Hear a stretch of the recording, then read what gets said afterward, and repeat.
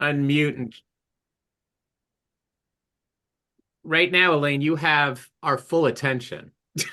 So if you'd like to unmute and share some of the questions you came to ask, this may turn out to be a very personal presentation. Well, we are actually recording it for anybody else who wants to watch later. So I think that a lot of people tend to. Yes, I don't even have specific questions. My daughter is in 10th grade. I came because I thought, oh, I need to start thinking about this. that's great. I So love when, that's yeah, and really that's very kind of, typical with these yeah, presentations is that we get to speak to parents who are proactive about planning, and planning makes all the difference when it comes to preparation. These are just yeah. fundamental concepts, and you are exemplifying the importance of learning early rather than late. Yeah. So, I don't even know enough to have a question ready for you. Yes, that's perfectly fair. Okay, we can take a couple more minutes to wait for people. Hey, Mike. Hey, Tom, how are you? I'm doing great. Good to see you. Hi, Elaine.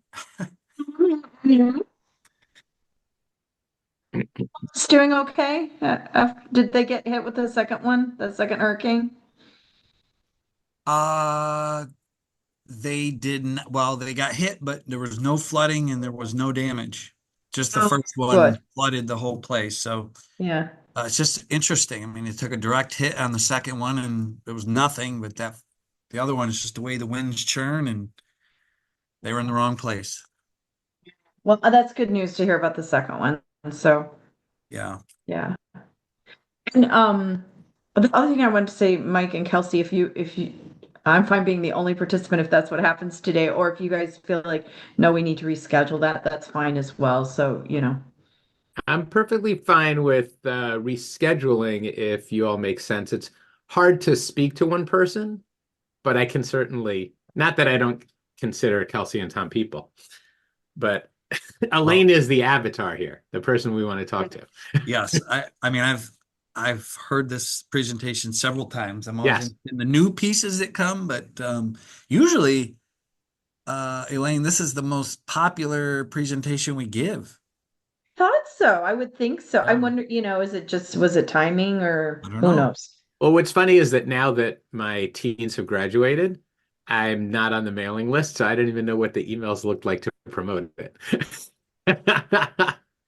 Was just well, they were going out with the what you had sent me. Yeah. And up here we have another person came in.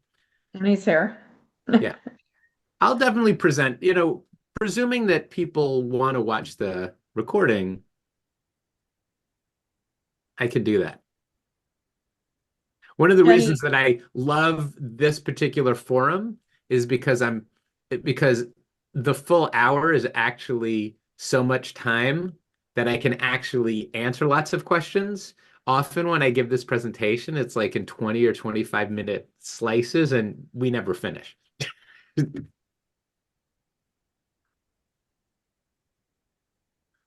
Hello there, Jenny. Hi, can you hear me okay? Yes, we can. How old is your teen? Sophomore. Presuming you're not here Well, for I actually have yourself. I actually have two. One's a freshman and one's a sophomore. It's my sophomore who's very ambitious and asking to take tests. And like, I think you have another year. So I figured I would come and learn as a newbie to all this. Perfect. Tom, shall we proceed? Sure, let's record, Kelsey, and then we'll take the recording and we'll send it out by Friday to everybody. And maybe Kelsey, once Dan gives us the link, we can do it as a separate, its own Parent Square email. So if you missed the PTSA meeting about ACT, SAT, Yeah. here's the recording. That's And wonderful. I know that obviously when we get the Paul's Corner, there's a lot in there. So I'm not sure everybody sees everything in it. Fair enough. But yeah, the recording should already be going. So we're all set. Yeah, maybe we can clip the beginning. All right, great. Wonderful to see everyone who is here and everyone who is not here but will be here later. My name is Mike Bergin, and I am excited to return to my annual engagement speaking to the Brighton PTSA about the SAT and ACT, what the tests are, why they matter, what you can do about them. Um, Whenever I talk about the tests, I like to use this familiar image of the Rock'em Sock'em robots because I've witnessed over many years and really decades the SAT and ACT battling to become the superior or preferred exams in the hearts and minds of colleges and high schoolers. And the way that the tests change, the way they respond to what colleges want, the way they respond to what the market wants, and the way they respond to each other has a lot of influence on where education is going. Before I get into the details about the test, I'll talk a little bit about myself. I am the president of Chariot Learning, Brighton-based test prep program that works with students across the country. I'm the creator of the Roots to Words program, which is a free word of the day. There's more to it, but I recommend that everyone, all students, sign up for this free word of the day, which is going to help them build proficiency for testing, for college, for just having mastery of the English language. I'm the co-host of the Test and the Rest podcast, which is the podcast on testing, admissions, and learning. We've recently released our 600th episode, which is to say we have spent a long time speaking to experts in every aspect of the college admissions process and education and testing. And if you are listening to this, you are the target audience. We are recording it for you. I am the founding president of the National Test Prep Association, which is the nonprofit organization that supports and represents this slice of the educational industry. And we interface with the testing organizations. We advocate for the responsible use and administration of assessments. We promote a code of ethics and best practices and tutoring. So there's a lot of things that we do in that regard.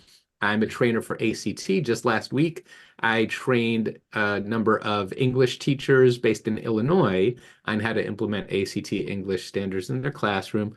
The founder of TestBright, I created an SAT ACT curriculum that is used in 14 states and 2 countries. All of this is just to say, when people talk about tests, I like to be in those conversations, whether these are conversations with College Board and ACT, educators, college reps, wherever these conversations are going, I like to take part. One other piece that is not on my slide, but I like to share, is that I'm a proud parent of Brighton High School graduates. And now this is the first year where I don't have a student in the school system at all. They've graduated successfully. Thank you, Tom, and everyone else who made that possible. So let's talk about the SAT and ACT. What are they? They are what they've always been: standardized college entrance exams.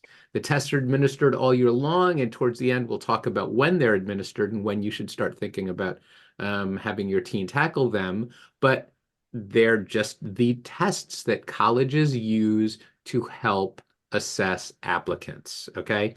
The 2 tests overlap substantially in terms of the reading, writing, and math content they test, but there are differences. And we'll talk about their similarities and differences, and we'll help you figure out throughout which test might suit your teen better, keeping in mind that all colleges accept both of these tests equally. There is no difference between the way a school looks at the SAT versus the ACT at this time. It's been that way for a long time. And with hope, it persists, because what we want to see is students taking the tests that show them off to best effect, that really enhance what they are sharing with schools. The SAT is currently a completely digital exam. Any of you who have older teens might have actually lived through this transition, because it's not that long ago that we switched from a paper SAT to an entirely digital SAT administered on the Blue Book app. That's the same for the PSAT. The ACT is in the middle of a transition. The ACT is mostly paper and pencil, which is to say that in New York, certainly around here, it's only paper and pencil. You're taking the paper test or you're taking a computer-based version of the paper test. But that is changing. Okay. We are in the midst of ACT running an expanded pilot of what they are calling an enhanced ACT. They are creating a shorter test, a test with fewer items and more time per item, a test that offers a digital and a paper option. There's lots of different elements to this rollout and I will have more specific information by the end of 2024 when College Board will have more specific, when ACT will have more specific information, and I expect to share more details in the spring, perhaps at the College and Career Night, perhaps later when we find that out.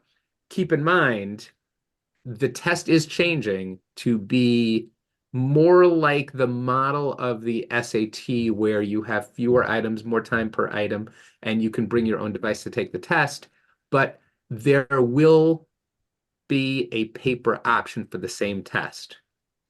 And we'll know more as the pilots keep rolling.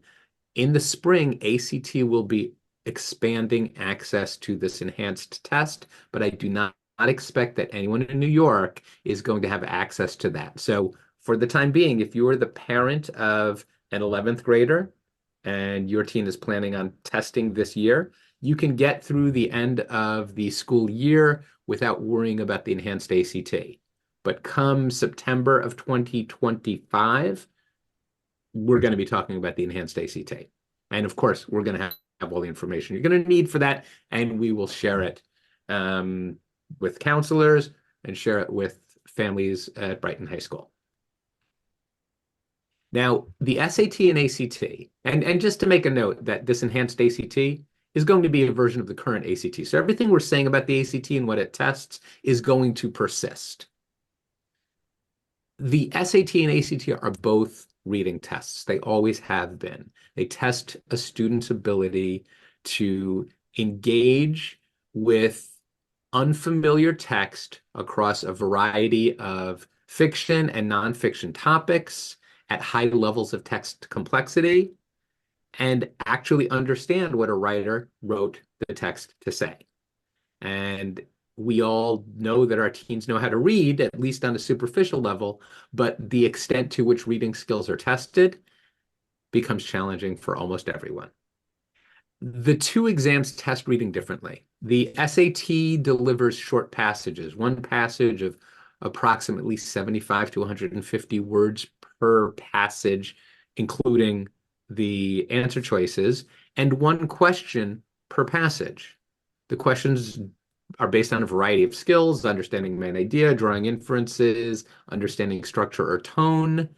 The SAT emphasizes vocabulary and reasoning. Vocabulary in that the SAT, and many here have experience with an SAT that had sentence completions or maybe even analogies, if we go back far enough. The current SAT has some of those sentence completions, which are more what they're calling vocabulary and context questions. That's a change from the way the test was over the previous 10 years. SAT reading questions involve high levels of reasoning. The ACT is more of a comprehension test in that students receive one longer passage, 750 to 850 words, for each block of 10 questions. And that is, of course, still across fiction and a variety of nonfiction topics: natural science, social science, humanities. The ACT really adds to the test of reading a student's ability to read quickly, comprehend a lot of text, and hunt down details in a passage to answer questions. Doesn't rely as much on vocabulary. It doesn't rely as much on critical reasoning. The SAT and ACT both include graphs, but the ACT is a lot more committed to evaluating graphical literacy. in that the SAT includes some graphs on the reading section, also in the math section, but that's testing math. But the ability to read graphs and understand the implications of data is a 21st century skill that both of these assessments take seriously. The ACT tests a variety of complex graphs on what is called the science section. You may have heard that the ACT has a science section, the SAT does not. That's true. And the ACT science section is a lot more of a graphical literacy and science reasoning section than it is a test of discrete science knowledge. So while students are going to see passages on biology and chemistry and physics and earth space science, they're really tested on their comfort reading esoteric graphs, understanding how to conduct experiments and the scientific method, and evaluating models. The SAT and ACT both test grammar in terms of evaluating a student's grasp of effective written English. And that means that students are called on to deliver or present how well they understand concepts like connecting independent and dependent clauses, identifying subjects and predicates and getting them to agree, getting nouns and pronouns to agree, and of course, using a full suite of punctuation marks properly. If you think that that's challenging for most teenagers, you are right. Students struggle with commas and semicolons and colons and dashes, just like all other human beings do without structure.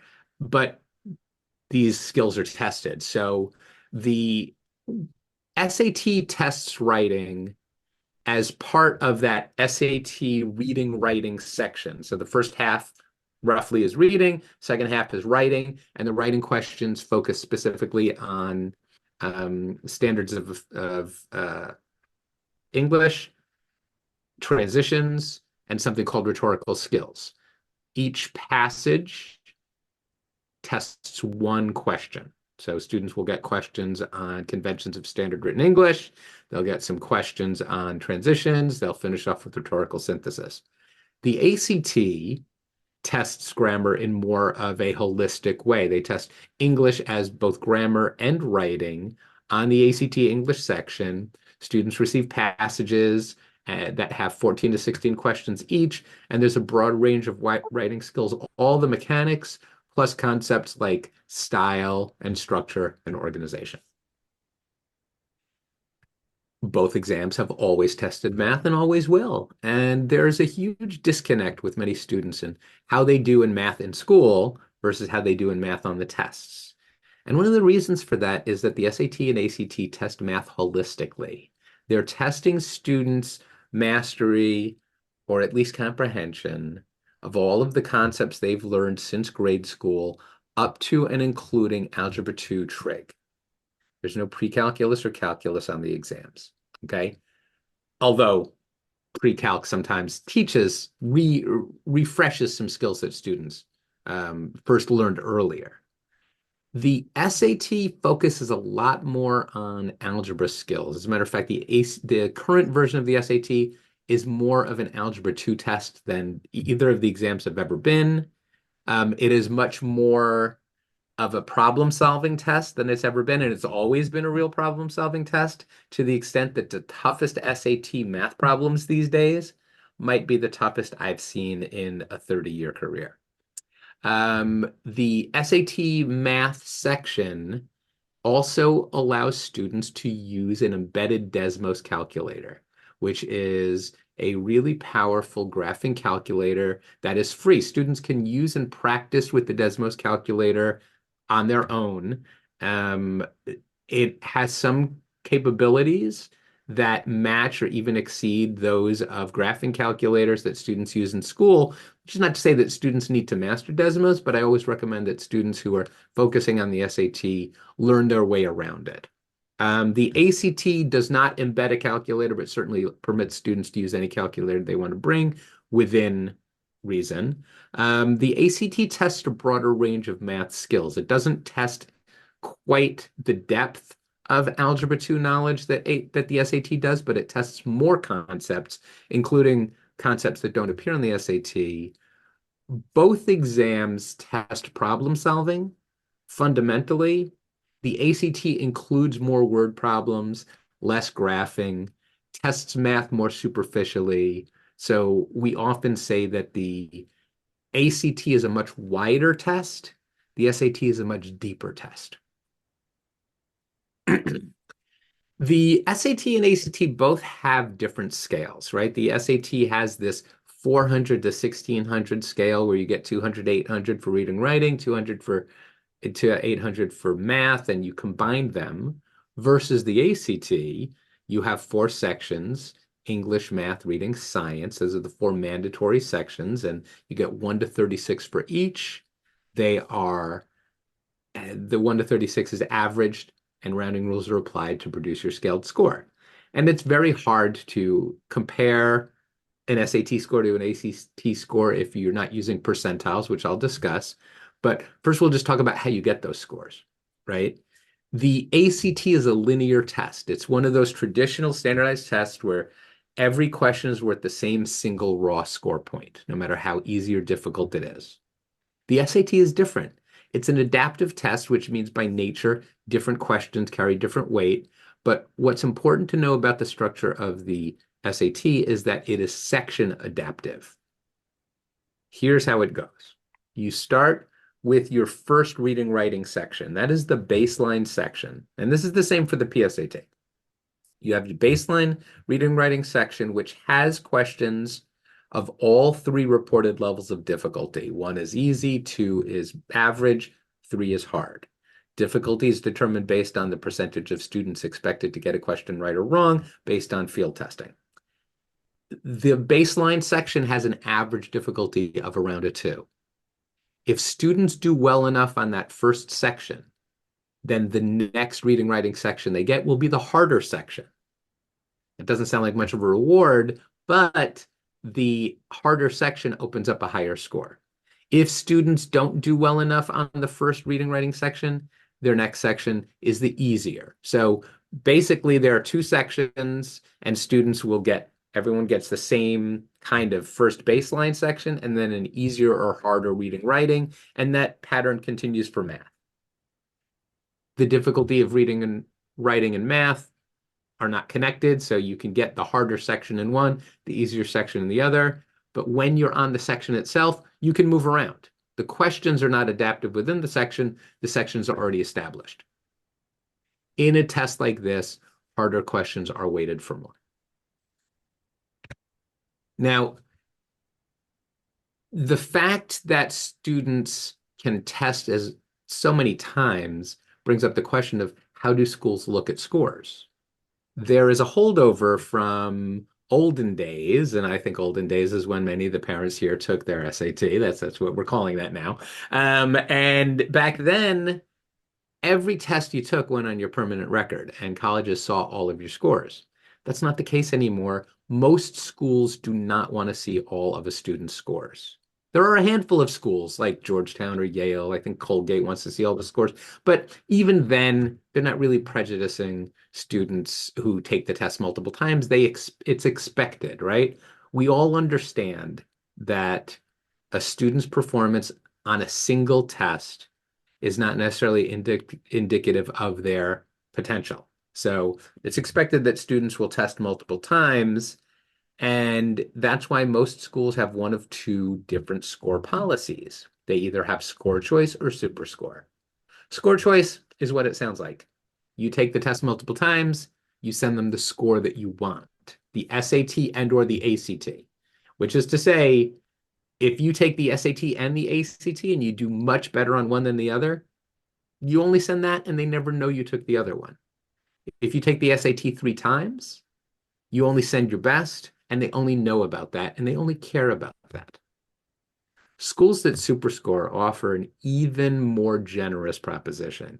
They say, take the test multiple times and send us all your scores, and we'll piece together your best sections for your best score. So if you take the SAT in November and December, and you get a higher reading writing in November and a better math in December, if a school super scores the SAT, you can send them both and they will give you a super score with your best reading, writing, and math and evaluate it without prejudice. That score is seen as good as a natural. So how do you know what a school's policy is? You got to do the research. Every school looks at scores the way they want, and that means that you have to use Naviance, you have to use the college's own website, and you go to the admissions page and you look at their score policies, or you contact the school. And when I say you, I mean the student should contact the school or speak to the rep and ask them their policies. You can help support them in that process, prep them for the phone call so they speak with maturity and independence, but they are the ones that should be making the call. They are the ones who want to demonstrate their interest. Now, what about test optional? Test optional is still a thing and will continue to be a thing, but the world is not as optional. Testing is not as optional as it was at the height of the pandemic. Okay. There were a number of schools that had test optional policies pre-pandemic, and that philosophy still continues. But more and more schools, especially the selective ones, are going back to a test required environment. Now, there are some things to consider, though. Okay, first of all, we're talking about test policies. We're talking about using test scores to get into certain schools. And everyone should realize that not all schools are selective. There are a number of schools that accept more than 50%, more than 75%, or close to all applicants. And these schools can be schools where students get phenomenal educations, okay? Do not assume that the more selective a school is, the better the school is. In your school search, you're looking for fit. You're looking to find the institution that meets the needs of your team. Selectivity is not a basis by which to search for a school any more than the price of something is the reason you buy it, right? So keep that in mind, right? Also keep in mind that test optional, it doesn't mean test blind, and it doesn't necessarily mean truly optional, in that among schools that have and will maintain test optional policies, there's a wide spectrum of optionality. And that means, and if you can dig into the data, if you can go into the common data set, which is the information that colleges release every year about last year's incoming class, you can dig out a lot of interesting information, including how optional test scores are. If you're looking at a school and you see that last year's incoming class of all of the students that are at the school, 80% got in without test scores, that is a truly test optional school. That is a school that you can feel comfortable saying, yeah, I have a good chance, with everything else in my application. If you look at the common data set and you see that this test optional school, 80% or more of last year's incoming students submitted test scores, then it's likely that that school levies a heavy submitter advantage. All of these policies are really challenging for all of us to navigate, right? It's difficult for counselors, it's difficult for anyone that is engaging with schools because they all come up with different policies, and the policies are changing all the time as we learn more about the value of testing in admissions in helping schools find the students that are right for them. Also keep in mind that academics, GPA is the most important factor by far. Test scores help put GPA in context. Academics aren't the only reason that schools are accepting students. And you have to understand the concept of institutional priorities, which is to say that there's a lot more that they're digging into in the application, and there's a lot more that each college is looking for in their incoming class. And that has to do with the idea that college admissions is about putting together the next cohort of a rich learning community. And schools are not interested in having a bunch of students that all they do is sit at the library and study. They're looking for musicians, they're looking for activists, they're looking for athletes, they're looking for people that get involved and contribute to everything that's happening in their community. So different schools have different priorities, and they may not feel fair, but they're true. Like, for example, diversity of location. Every college wants to be able to say that they have students from every state. Okay. So now say your teen is applying to Cornell or local Ivy. Cornell pulls tons of students from upstate New York. They always have access to students from New York. But say that they want students from every state, and only one student from South Dakota applies to Cornell this year. All right. Chances are that student will get a little leeway in terms of meeting standards of grades and test scores. That's the way it's always worked. Okay. Say a school needs a French horn player and your teen is fantastic at the clarinet. Okay. That might be the difference between getting in and not getting in. These are not necessarily factors you can control, but you should be aware that once if this whole admissions process is new to you, it can feel frustrating. Students, even amazing students, can feel diminished by the process and trying to be picked when everyone who applies to some of these ultra selective schools, nearly every applicant could probably do well at that school, but they're still only going to have seats for 3 to 5% of applicants. Doesn't mean that the students wouldn't thrive there, that they're not worthy. That's just the name of the game. Okay. All factors of admissions are now under scrutiny. There's big talk right now about the fact that legacy admissions, where, the children of alums that that factor used to have influence, but more and more schools are looking at it and wondering, are we going to value that anymore? Grades themselves, there's a lot. I had a great conversation with some researchers from University of Washington last week, and for our podcast that'll come out in a couple of weeks about the research around grade inflation and just the fact that grades at a lot of schools are becoming untethered from achievement. So all factors are under scrutiny, but let's go back to testing. Okay.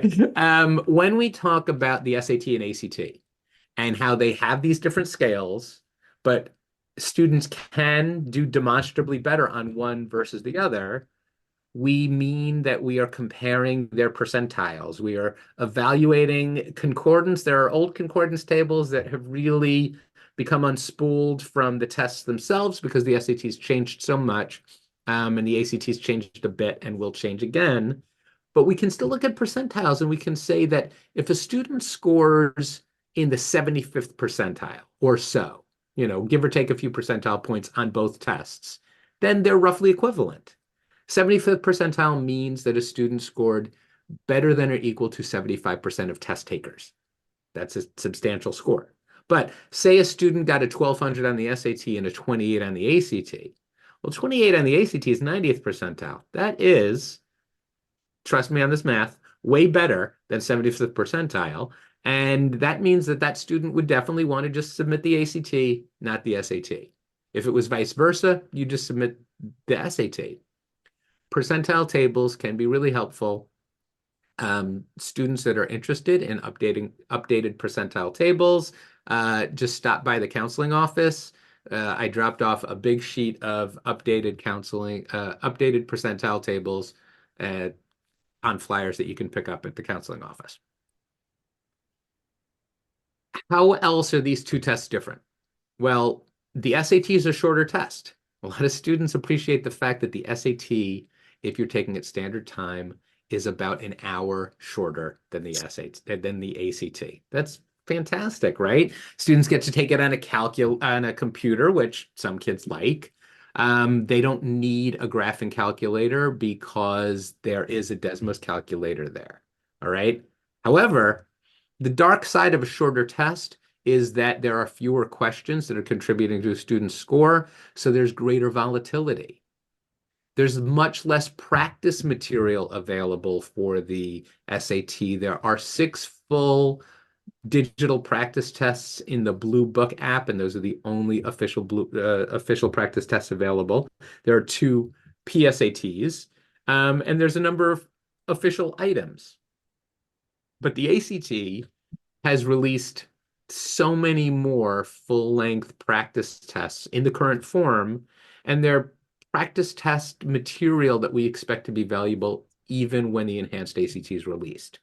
The ACT, as it's currently administered, you don't need to bring your own device. Okay, you don't need to take your test on a Chromebook. You just show up with your pencil, your snacks, everything that you need, your calculator, and you're good to go. Also, and this is a big benefit, 3 times a year, 3 specific test dates a year, students can take the ACT and then pay for the actual test booklet so that they can then review their test and understand how they did. That is not a possibility with the SAT. Once a student takes an SAT, they'll never see that test or those questions again. And there's a lot less, you get a lot less information from an official SAT to learn from. So right now the ACT is much better in terms of taking the test, learning from it, and iteratively improving. Now that we've kind of gone over the similarities and differences, we'll talk quickly about how you choose, right? There is an easy way to choose which test is best for you and an accurate way.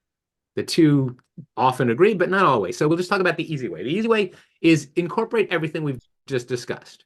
You want a shorter test? Well, the SAT is the test for you. That's probably a terrible way to select your test, but if that's what you're looking for, that's great. The SAT is much more of a math test, straight up. If the student's strength is math, then there's a good chance that the SAT is going to show them to great effect, especially if students are really strong problem solvers, have great conceptual understanding, and are aces at graphing and critical reasoning, okay? The SAT also has more vocabulary. So the SAT has more vocabulary, which means that even though students have more time per reading and writing question, they probably need to bring strong reading and writing skills. The ACT is much more of a reading test, okay? Up to 75% of the test can be based on just reading long passages, reading quickly because you have less time per item on the ACT. It's what we call in the business a speeded test. But students that are strong readers, students that have a good sense of science reasoning and work well with graphs, like the ACT. They like the fact that it's a much more superficial or surface knowledge test. So broad knowledge is a real advantage on the ACT. So students that are like strong across the board very often do well or even better than they do on the SAT on the ACT. Those are the kind of easy ways.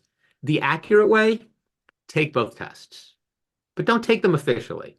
Taking both tests officially is a waste, the same way that taking your road test to decide if you need to take driver's ed would probably not be a smart idea, right? You can take the test in practice because the Blue Book app has 6 full free SATs, 2 full ACTs available. Don't waste them all, but you can spare one. And ACT releases plenty of free practice material. You can go online and you can find free practice ACTs, or just email me. I'll send you one. Take the test under timed conditions, and then you can make the evaluation. Take one or take both, and then use that as your determination on how to move forward. Keep in mind, if you prepare for the SAT and it turns out after the fact the ACT is better for you, you can pivot to it and you're not wasting your time focusing on one test because so much of what's tested, the fundamental reading, writing, and math skills overlap substantially. The PSAT and in other schools that administer it, the pre-ACT are these preliminary assessments. And so in October, students take the PSAT. I believe Brighton students have already taken the PSAT this October. And it's just a version of the SAT. In fact, the current version of the PSAT isn't even a shorter version of the SAT. It has the same number of items, the same time per section, you do get a lower score in that the maximum score you can get per section on the PSAT is 760 versus 800. So if your teen comes back and says, oh, I only got a 1520 on the PSAT, that's perfect on the PSAT. You should not ask where your other 80 points are. Okay. But even if you get a 1520 on your PSAT, colleges won't care about that in itself, in that you cannot submit your PSAT for admissions. So why do we do it at all? Well, the PSAT gives a lot of information, gives a lot of information for students, gives a lot of information to the schools, and it is the single deciding factor in the beginning of the National Merit Scholarship qualifying process, right? That is the National Merit Scholarship qualifying test, and student performance based on state, and New York is a very competitive state, student performance begins the process for getting sorted into some kind of recognition. Okay. But the most valuable piece of information that a PSAT or a pre-ACT can tell you is roughly how well you're going to do on the tests if you don't do anything else.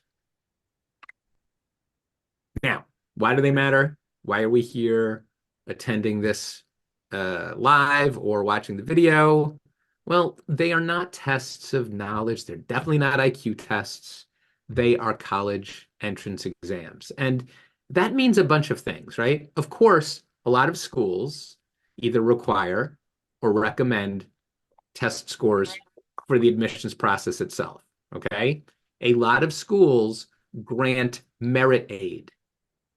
That's merit aid. That's the kind of aid you don't have to give back based on grades and test scores. And some schools offer a lot more aid than others. There's plenty of schools where you can get a free ride if your numbers are right. Okay. And they release that information on their websites. Like you can contact the school and you can just find out what's your merit aid situation. There's a new website called Merit Aid Grids, which has a lot of that information as well. Another important element of the SAT and or the ACT is as an assessment of college readiness. And this is an important message to share that just because you can go to college doesn't mean you're going to excel at college, okay? Just because you can sit for a class doesn't mean you're going to pass that class. And roughly 25% of students that attend four-year schools fail to make it to the second year for a variety of factors, some social, some economic, some academic. The SAT and ACT are tests of college readiness. And that means that there are certain benchmark scores that if a student sits for the test, if you hit the benchmark or exceed it, that means you have at least a 75% chance or better of earning a C or a 50% chance or better of earning a B in a specific intro to college class. English 101, college biology, college algebra, whatever. It's valuable to have that information so that you know if your teen is ready for that piece. Now, I'm talking to Brighton parents, and Brighton's such a great school. I'm not just saying that, it's really true. And that's so a lot of students that if the students do well at Brighton, they should do well at the next level. But the SAT and ACT are great ways to test.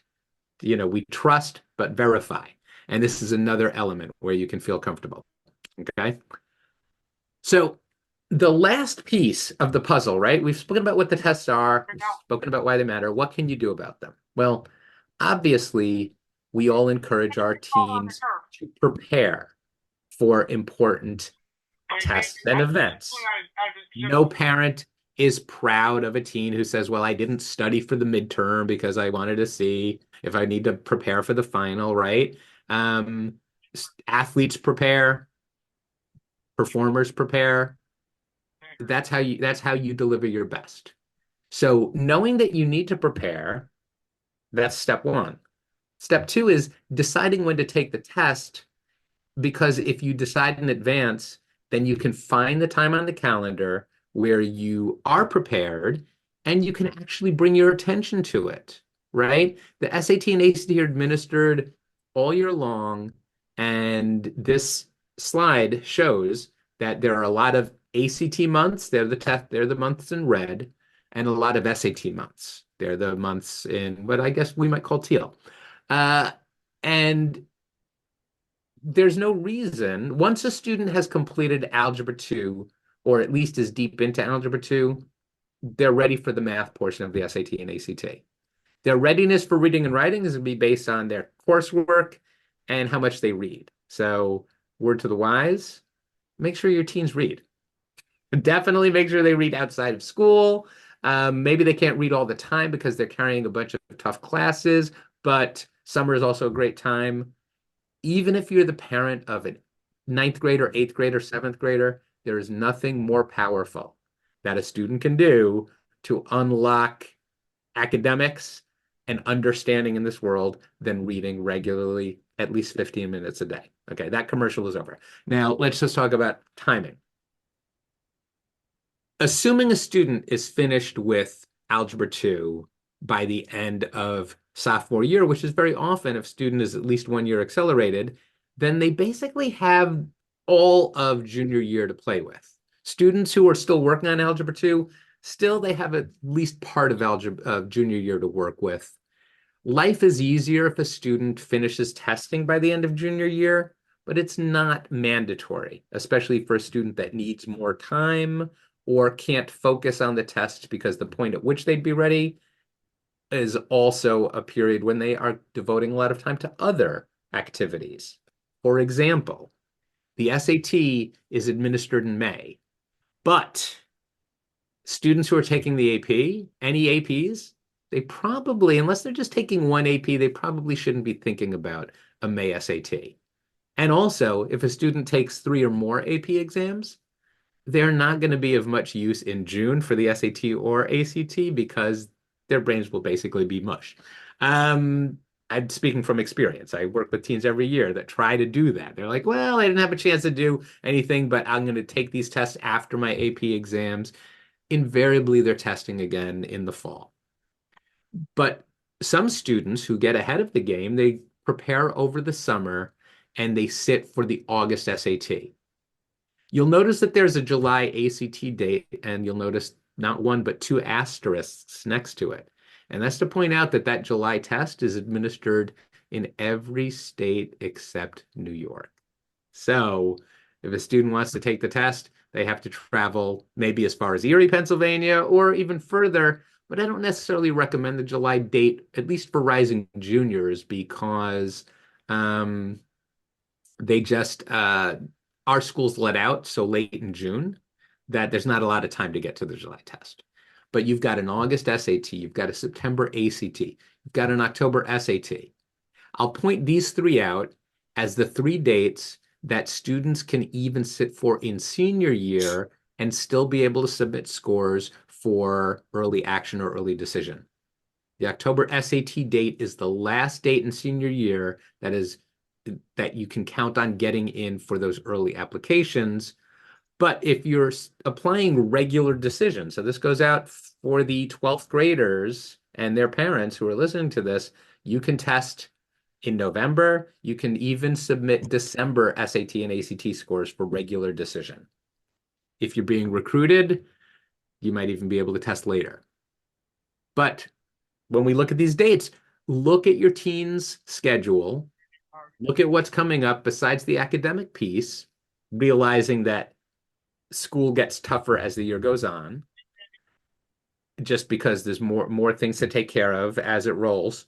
Look at activities. Students who are engaged with serious fall activities are hard pressed to focus on a September or October exam. Students that are really locked up in the winter, right? Basketball, winter musical, robotics, right? That might make December or February difficult.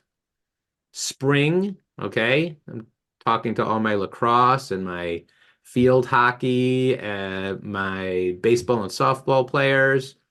Those spring dates aren't going to work out for you. Also, spring is generally difficult because you're navigating winter break, spring break, APs, as I mentioned, regents, prom. There are a lot of reasons why spring is challenging. All things being equal, what I like to see is a student who is prepared to do so, sitting for the tests by February or March. Those are the last reliable dates where you're not fighting against the scheduling challenges of spring.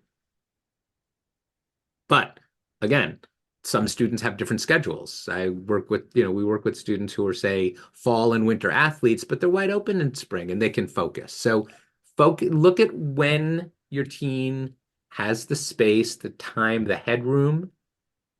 Plan for preparation, and there's all forms of preparation. There's practice testing, there are books, there are online courses, there are live courses, there's tutoring. Whatever you're going to do, plan at least 2 months for that.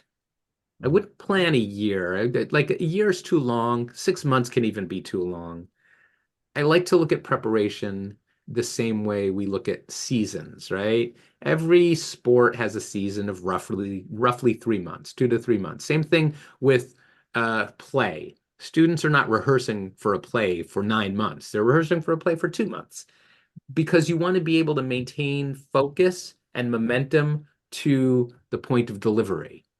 And the point of delivery, test day, is important. Students have to be ready and not fatigued by the process, but these tests are too complex and too skill-based to cram, okay?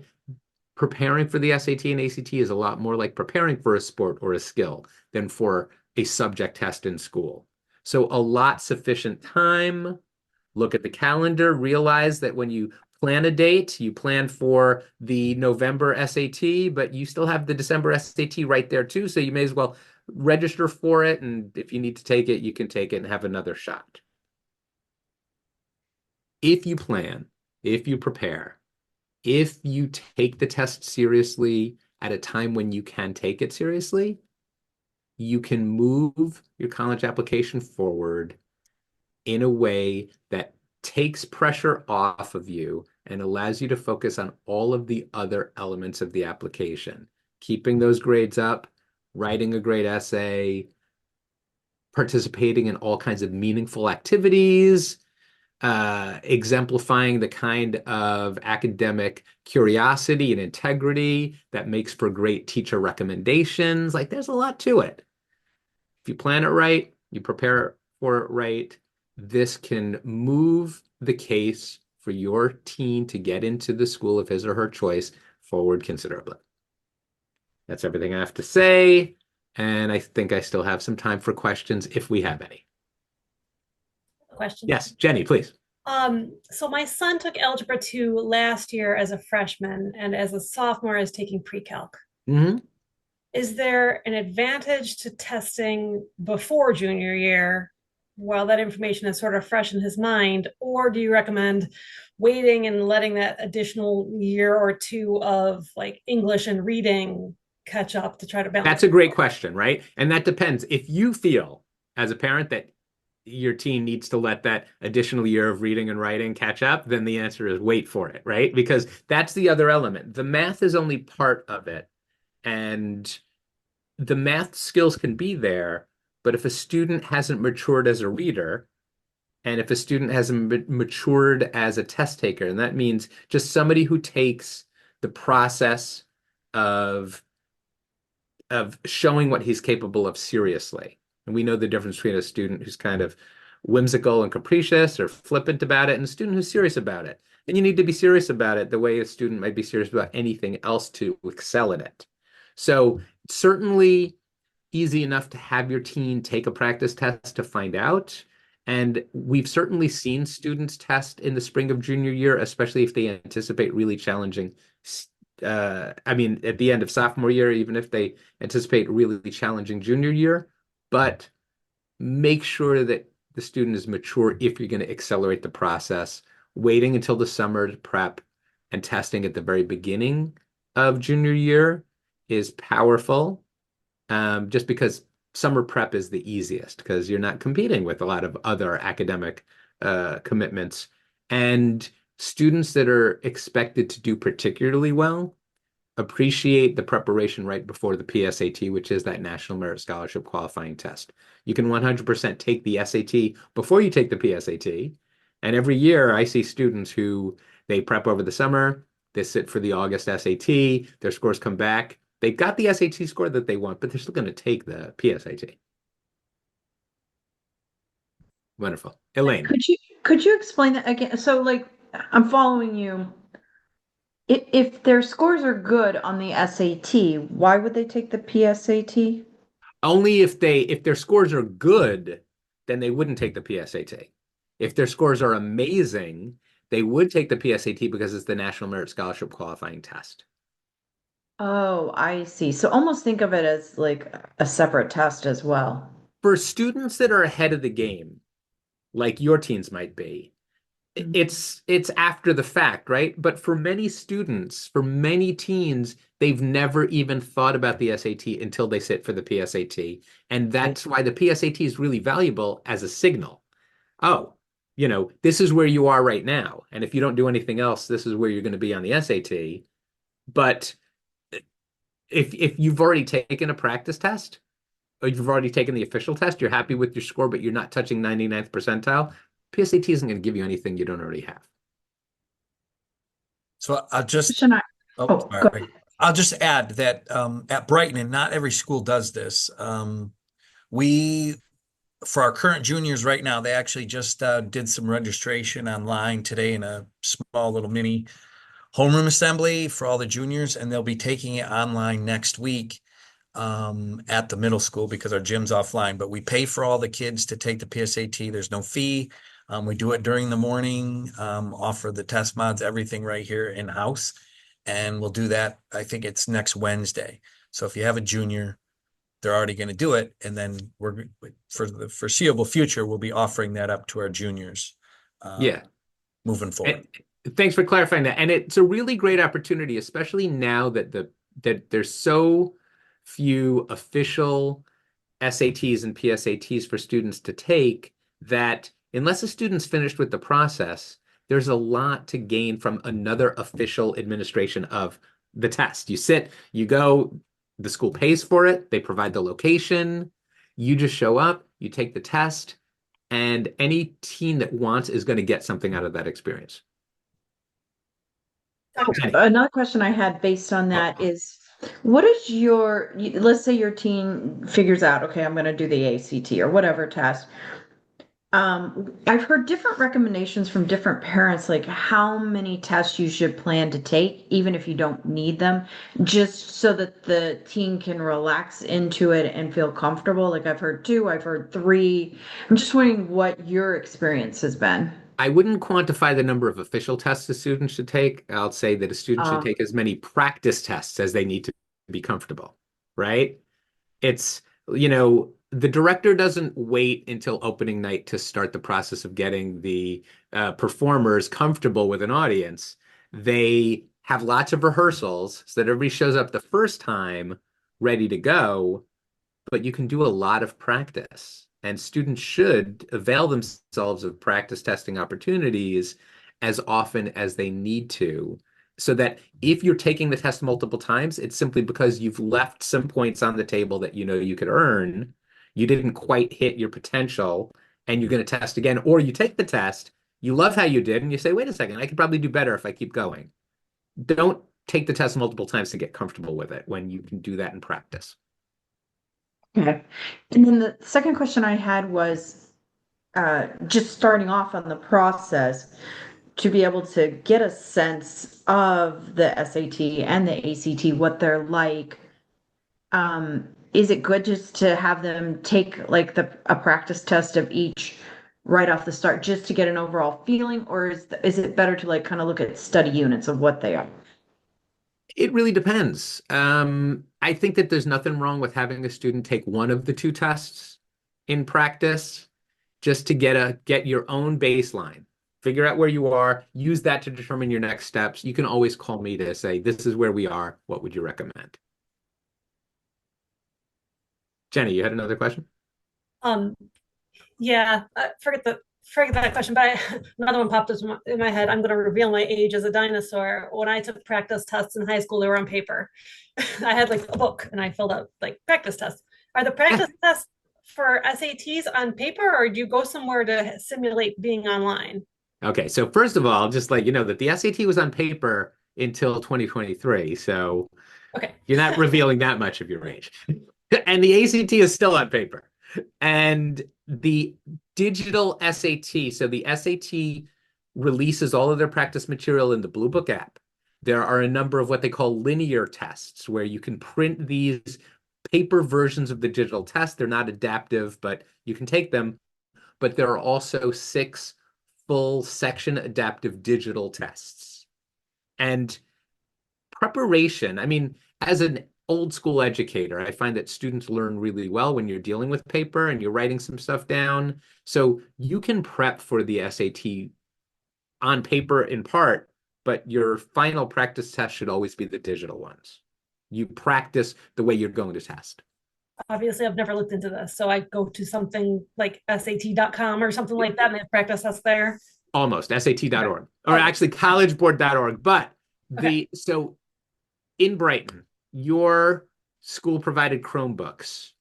The school will put the Blue Book app on that device when the time comes. But if a teen wanted to take a test at home, like you download the Blue Book app, you create a College Board account, and you can put it on any device, even an iPad, create a College Board account that will carry wherever you log in, and you can take a practice test there. Or you can look at some of their practice material. They have a whole question bank with a lot of interesting information. You don't have to restrict your access to the Blue Book device on just one device. You'll access your Blue Book account and your College Board account from any device that you log into. Perfect. Thanks.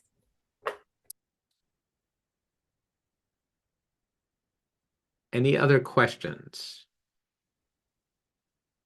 I'm really grateful for the amount of time I had. It felt very roomy as I was driving this presentation. I could say a lot of what I wanted to say, and I still have more. So consider a presentation like this the invitation for further conversation, right? I'm a Brighton parent. You are all Brighton families. Any questions that you have, just give me a call. You can share specifics about your teen. I can try to help give you advice based on where your teen is and where you're going. When we send this out, I'll include some links to the College Road newsletter so you can get updates on everything, including when we're offering the class through Brighton Community Ed at the high school. We have one this fall still coming up. The Roots to Words free vocabulary program and the Test and the Rest podcast. Thank you. Thank you so This much. has been wonderful. Thanks so much. Thank you, Kelsey. I'm Thank you. gonna stop the Thank recording you. unless there's any last. All righty.